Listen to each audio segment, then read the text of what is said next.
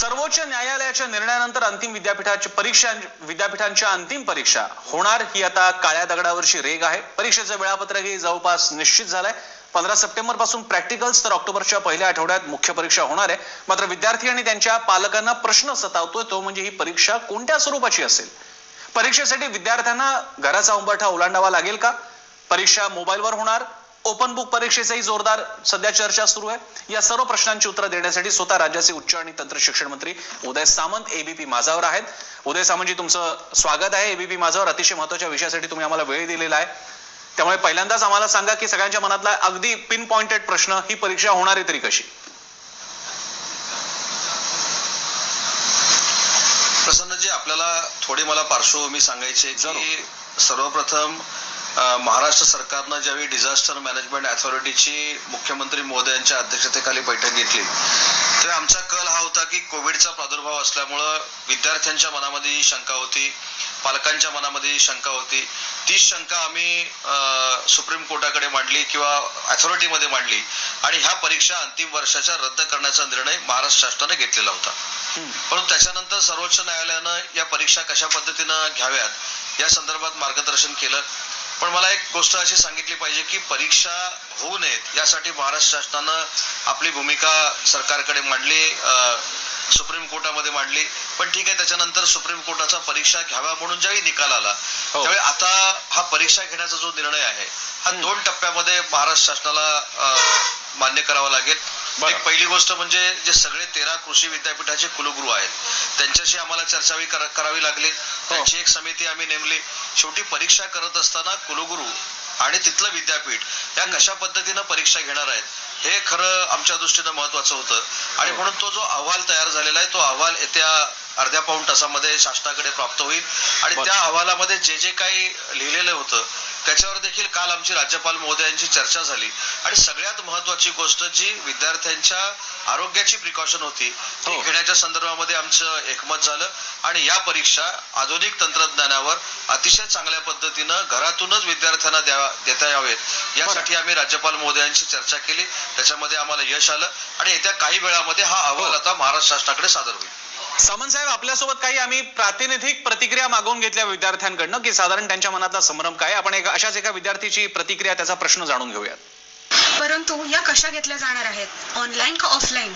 आणि जरी ऑनलाईन घेणार असतील तरी सुद्धा त्याचा पॅटर्न काय असणार आहे जेणेकरून आम्हाला त्या पद्धतीने अभ्यास करता येईल, याबद्दलचं स्पष्टीकरण तुम्ही लवकरात लवकर द्यायला पाहिजे। काही काळापूर्वी आम्ही घेतलेली प्रतिक्रिया होती। सामंत साहेब, तुम्हाला जर का तुमच्यापर्यंत पोहोचली नसेल तर मी तुम्हाला सांगतो, त्यांचं म्हणणं असं होतं त्या विद्यार्थिनीचं की पॅटर्न काय असेल, ऑनलाईन ऑफलाईन, काही पुन्हा वायवाचं काय, प्रॅक्टिकलचं काय, त्यामुळे स्वरूप काय असेल, पूर्ण ऑनलाईन पूर्ण ऑफलाईन कसं असेल?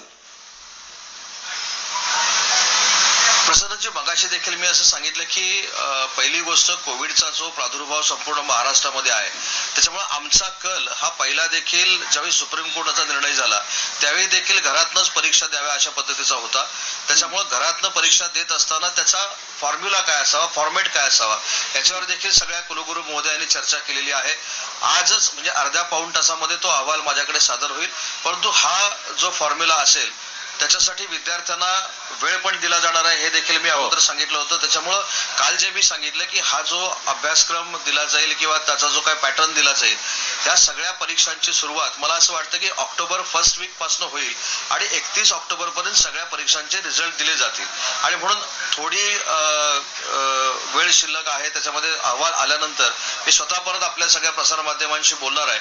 पण मी आताच जे कमिटीचे अध्यक्ष होते म्हणजे तुमच्या चॅनलवर याच्या अगोदर जे कमिटीचे अध्यक्ष होते कुलगुरू सुहास पेडणेकर यांच्याशी मी चर्चा केलेली आहे। त्यांचं म्हणणं की अर्ध्या पाऊण तासामध्ये ह्या सगळ्या गोष्टी क्लिअर होतील आणि त्यांनी दिलेला कुलगुरूंचा अहवाल मी आपल्याला सांगणं हे योग्य राहील, कारण शेवटी परीक्षा ह्या कुलगुरूंना घ्यायच्या। हो, अर्थातच तो मुद्दा आहेच आणि तो मुद्दा उपस्थित सुद्धा झाला होता। काही याचिका सुद्धा दाखल झाल्या की फक्त परीक्षा घेण्यासंदर्भातला बेसिक निर्णय घ्यावा, परीक्षांचं स्वरूप शासन ठरवू शकत नाही, याबद्दल याचिका सुद्धा दाखल झाली होती। तुम्ही त्याला स्पष्टीकरण दिल्याचं सुद्धा मला आठवत आहे।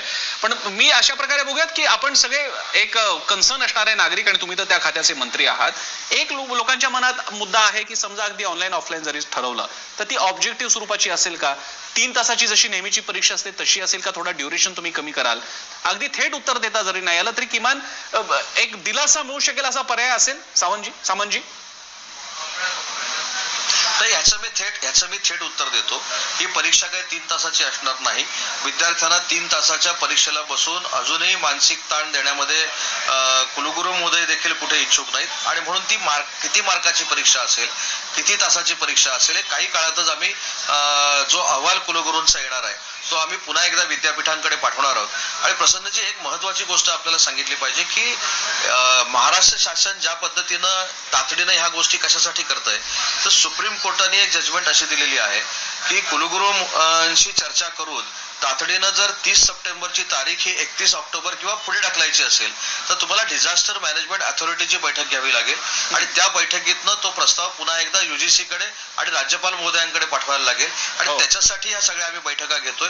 शेवटी त्या विद्यार्थ्यांचं आरोग्याचं हित जपणं, चांगल्या पद्धतीनं त्यांना परीक्षा देत असताना त्यांच्या वर मानसिक दडपण न येणं, ही सगळी जबाबदारी जशी शासनाची आहे तशीच विद्यापीठांची आहे आणि म्हणून विद्यापीठांना जास्तीत जास्त सहकार्य करून या परीक्षा चांगल्या पद्धतीनं कशा होतील याचा कल महाराष्ट्र शासनाचा नक्की राहणार आहे. सामंतजी, पुन्हा एकदा अशाच आपल्या एका विद्यार्थी मित्राची प्रतिक्रिया आपण जाणून घेऊयात. काही वेळापूर्वी त्यांच्याकडे आपण प्रश्न घेतले होते, आपण बघूयात काय म्हणतात आपले विद्यार्थी मित्र.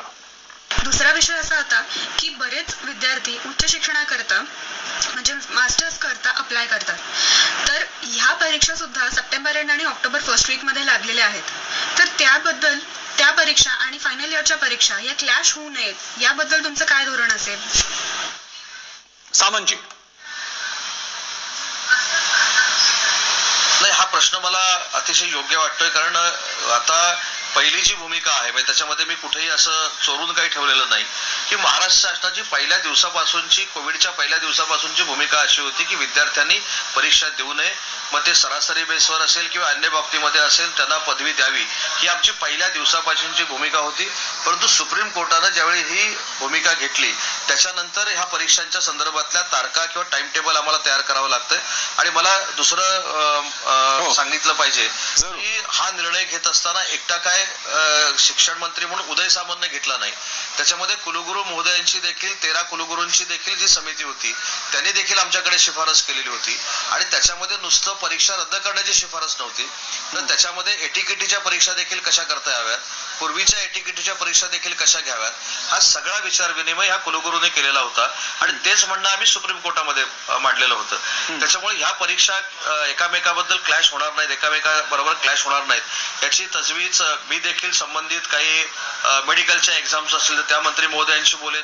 माझ्यापुरतं मर्यादित जर सांगायचं झालं तर याची दक्षता माझ्या डिपार्टमेंटकडनं पूर्ण घेतली जाईल. सामंतजी, याच्यातला आणखी एक मुद्दा होता, विशेषतः तो म्हणजे थोडं एका अर्थानं क्रांतिकारीच ठरला असता. तुम्ही जेव्हा ही चर्चा सुद्धा सुरू होती, मला आठवतंय तुम्ही बहुधा माझ्यावरतीच बोलताना म्हणाला होता की ओपन बुकचाही पर्याय प्रसंगी आपण ओपन बुक बद्दलही विचार करू, ऑब्जेक्टिव्ह स्वरूपाची मार्क तेवढेच असतील पण ड्युरेशन कमी केलेली, यांचाही पर्याय विचार करू शकतो. खास करून ओपन बुक ही पूर्ण वेगळीच कन्सेप्ट ठरेल, असाही विचार होऊ शकेल? प्रसन्नजी, या सगळ्या गोष्टींचा विचार केल्यानंतर परीक्षा कशा पद्धतीनं होऊ शकतात, आता मी तुम्हाला एक साधं उदाहरण द्यायचं झालं तर सगळ्यांनी हे देखील समजून घेतलं पाहिजे, सगळ्यात मोठं विद्यापीठ आपलं मुंबई विद्यापीठ आहे आणि मुंबई विद्यापीठामध्ये जवळजवळ 2.5 लाख विद्यार्थ्यांना अंतिम वर्षाच्या परीक्षा द्यायच्या आहेत. एक तर आपण असं म्हणतोय की त्यांना घरातनं बाहेर येऊन आरोग्याच्या सुविधा आपण देऊ शकत नसल्यामुळं घरात बसून घेतल्या पाहिजेत. काही मंडळींचं असं म्हणणं आहे की असाइनमेंट बेसिसवर घेतल्या पाहिजेत. पण ह्या सगळ्या गोष्टी करत असताना आमचे जे प्राध्यापक आहेत, शिक्षकेतर कर्मचारी आहेत, त्यांचा विचार देखील आम्हाला केला पाहिजे. त्या विद्यार्थ्यांना परीक्षा घरातून देत असताना प्राध्यापक किंवा आमचे शिक्षकेतरचे कर्मचारी आहेत त्यांना बाहेर काढायचं, त्यांना परत कुठेतरी मॉबमध्ये फिरावं लागणार आहे, पेपर सेट करावे लागणार आहेत, उत्तरपत्रिका सेट करावे लागणार आहेत. एवढ्या बारीक बारीक गोष्टीचा विचार हा कुलगुरू महोदयांनी केलेला आहे, आमच्याबरोबर चर्चा केलेली आहे.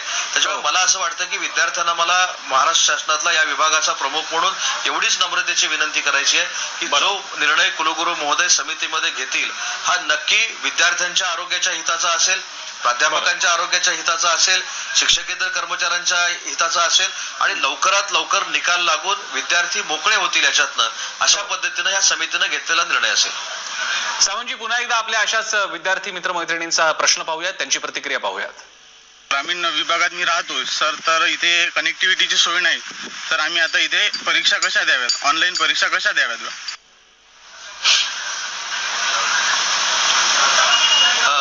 हा देखील प्रत्येक ग्रामीण भागातल्या विद्यार्थ्याच्या मनातला प्रश्न आहे आणि म्हणून प्रसन्नजी आपल्या मार्फत मला एक दुसरी गोष्ट विद्यार्थ्यांना सांगितली पाहिजे की ऑनलाईन माध्यमातून जर तुमच्याकडे परीक्षा होणार नसेल तर त्याची सुविधा देखील ही सगळी विद्यापीठं आपल्याला करून देणार आहेत. त्याच्यामुळे कुठचाही विद्यार्थी 7,92,385 पैकी एकही विद्यार्थी परीक्षेपासून वंचित राहणार नाही याची पूर्ण जबाबदारी ही विद्यापीठाने घेतलेली आहे. विद्यापीठ त्यांना सहकार्य करेल आणि विद्यापीठाला जे काही प्रशासकीय स्तरावर सहकार्य लागेल ते महाराष्ट्र शासन मुख्यमंत्री महोदयांच्या नेतृत्वाखाली नक्की करेल हा माझा विद्यार्थ्यांना आताही दिलेला शब्द आहे. सामंतजी, परीक्षेचं स्वरूप हा जेवढा महत्वाचा मुद्दा आहे तितकाच महत्वाचा मुद्दा आहे की सगळ्या विद्यापीठांच्या प्रत्येक अंतिम वर्षाच्या परीक्षा त्याच्यामध्ये सुद्धा एकदा ड्युरेशन ठरली की त्याचं एकच वेळापत्रक असेल का त्यामध्ये सुद्धा टप्पे असतील की उदाहरणार्थ म्हणजे जसं अनेकदा आपल्या इलेक्शनचं आपण उदाहरण घेऊयात. महाराष्ट्रामध्ये 2 टप्प्यात इलेक्शन झालेले, काही राज्यांमध्ये 3 टप्प्यात झालेले आहेत. असे टप्पे पण असू शकतात, शक्यता?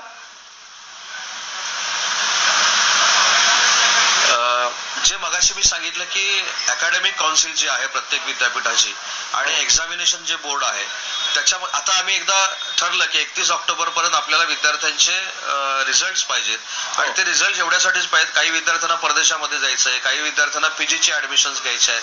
ज्यावेळी परीक्षा रद्द झाल्या असता तर हा प्रश्न झाला नसता, पण न्यायालयानं आता निर्णय दिल्यानंतर ह्या परीक्षा घेणं हे महाराष्ट्र शासनावर देखील आणि विद्यापीठांवर देखील बंधनकारक आहे आणि म्हणून या सगळ्या कुलगुरूंशी चर्चा करून कशा पद्धतीनं लवकरात लवकर ह्या परीक्षा आम्हाला करून देता येतील किंवा निकाल त्यांचे देता येतील अशा पद्धतीचाच विचार प्रत्येक विद्यापीठाचे कुलगुरू करतायत आणि मला असं वाटतं की त्यांच्या ह्या सगळ्या मेहनतीला यश येईल.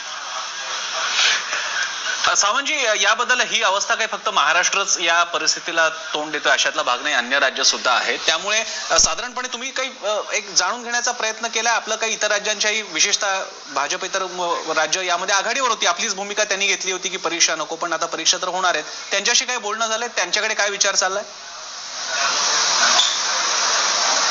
मी या संदर्भामध्ये कायमस्वरूपी माझे जे सहकारी आहेत उच्च व तंत्र शिक्षण विभागाचे मंत्री आहेत त्यांच्याशी चर्चा करत असतो, तिथल्या मुख्यमंत्री महोदयांची चर्चा करत असतो. मला असं वाटतं की ज्या पद्धतीनं महाराष्ट्र शासनानं 2-4 ऑप्शन ठेवून विद्यार्थ्यांसमोर महाराष्ट्र शासन जातंय तसं बाकीची राज्य कुठे गेली नाहीत.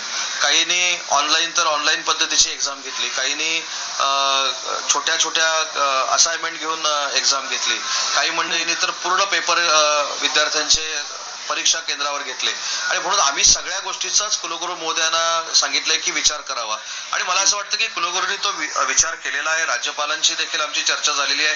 याच्यातनं जो काही मार्ग निघेल हा नक्की विद्यार्थ्यांच्या हिताचा असेल आणि विद्यार्थ्यांचं हित जपणं हीच विद्यापीठाची जबाबदारी असल्यामुळे त्याची सगळी प्रिकॉशन कुलगुरू घेतील. सामंतजी, एक गुंतागुंतीचा मुद्दा होता ज्याची चर्चा सदोदित सुरू होती की आपण फक्त फायनल इयर स्टुडंट्स पुरता बोलतोय, पण मधल्या या 3 वर्षाच्या पदवी, उदाहरणार्थ 3 वर्षाच्या पदवी अभ्यासक्रमामध्ये ज्यांच्या एटीकेटीज राहिल्या असतील त्यांना याच्यात अकोमोडेट कसं करणार त्यांच्या राहिलेल्या पेपरबद्दल? नाही, यामध्ये आपण जर बघणार असाल की बॅकलॉग आणि एटीकेटीच्या परीक्षा देखील ज्या आहेत अंतिम वर्षाच्या संदर्भातल्या त्या देखील अतिशय सोप्या पद्धतीनं आणि अंतिम पेपर म्हणजे पद्धत जी असेल सोडवायची तीच पद्धत ती एटीकेटी आणि बॅकलॉगला असेल. आता मुद्दा जो राहिला पहिल्या 2 वर्षाच्या किंवा अंतिम वर्षाच्या आदल्या लोकांनी ज्या म्हणजे विद्यार्थ्यांनी ज्या परीक्षा दिलेल्या नव्हत्या त्यांना जे आपण कॅरी फॉरवर्ड केलेले आहेत त्यांचे वर्ग देखील सुरू झालेले आहेत. ते अतिशय चांगल्या पद्धतीनं त्यांनी अभ्यासक्रम देखील सुरू केलेला आहे ऑनलाईन, त्याच्यामुळे ते सगळे विद्यार्थी अतिशय चांगल्या पद्धतीने शिकतायत.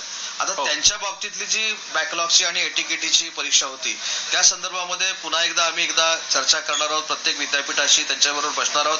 पण सध्या प्रायोरिटीनं आपण अंतिम वर्ष आणि अंतिम वर्षाचे बॅकलॉग याच्यामध्ये अहवालामध्ये देण्याचा सूचना या कुलगुरूंना दिलेल्या होत्या आणि मला असं वाटतं की बॅकलॉगचे विद्यार्थी असतील, दिव्यांग विद्यार्थी असतील, परदेशातले विद्यार्थी असतील आणि जे विद्यार्थी आता घरामध्ये बसून अभ्यास करतायत या सगळ्या घटकांचा विचार करूनच कुलगुरूंच्या समितीनं अहवाल शासनाकडे सादर केलेला आहे. सामंतजी, आपला हा कार्यक्रम आता चालू असताना सुद्धा लोकांच्या प्रतिक्रिया येतात, थोडीशी पुनरावृत्ती झाली तरी चालेल, पण एक प्रश्न सारखा विचारला जातोय की नेहमीप्रमाणे सब्जेक्टिव्ह स्वरूपाचे प्रश्न आणि त्यांची उत्तरं असतील का जसं नेटमध्ये सगळी परीक्षा ऑब्जेक्टिव्हच असते अशा प्रकारे ऑब्जेक्टिव्ह असेल? सुरुवातीला पण मी सांगितलं की ही परीक्षा 3 तासाची असणार नाही. 3 तास विद्यार्थ्यांना बसून पेपर लिहावा लागेल किंवा अन्य काही करावं लागेल अशी ही परीक्षा असणार नाही. त्याच्यावर ऑथेंटिक बोलणं काही वेळानंच माझं योग्य ठरेल. आणि म्हणून आता मला असं कळलं की अहवाल देखील आमच्याकडे आलेला आहे. त्याचा थोडा अभ्यास करून मी तातडीनं हा विद्यार्थ्यांसमोर तुमच्याच माध्यमातून ठेवणार आहे. अतिशय महत्वाची अपडेट आहे. कुलगुरूंच्या जी समिती महाराष्ट्र शासनाला अहवाल देणार आहे तिने अहवाल दिलेला आहे. त्यामुळे एक स्टेप आपण आणखी पुढे गेलेलो आहोत आणि आता सामंतांनी जाहीर केलेले एबीपी माझावरती एकदा तो अहवाल आला की नंतर त्या शिफारशी स्वीकारून पुढे कार्यवाही होऊ शकेल. दरम्यान सामंत